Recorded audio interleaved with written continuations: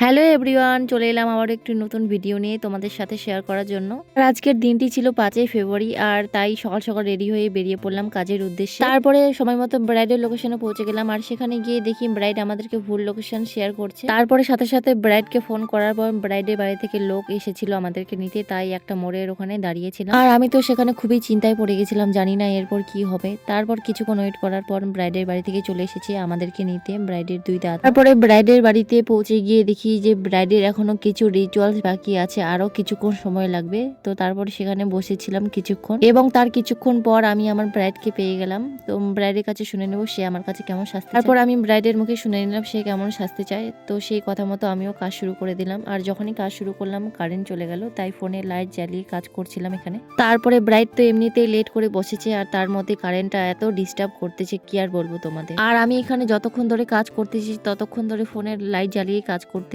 তোমরা দেখতেই পাচ্ছ।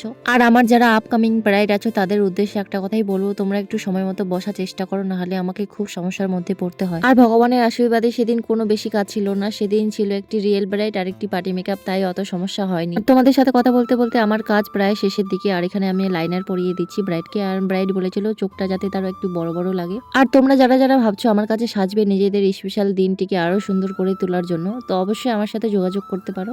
আর আরেকটি কথা, আমি আমার পার্সোনাল কারণের জন্য আমার কন্ট্যাক্ট নাম্বার তোমাদের সাথে শেয়ার করতে পারছি না, তোমরা একটু ইনবক্স করে নিও।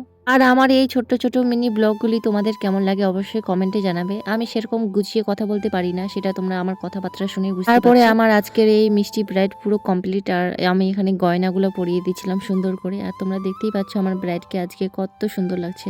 তারপরে ব্রাইডের ফাইনাল লুক তোমরা দেখে জানাবে আজকের এই ব্রাইডকে তোমাদের কেমন লেগেছে।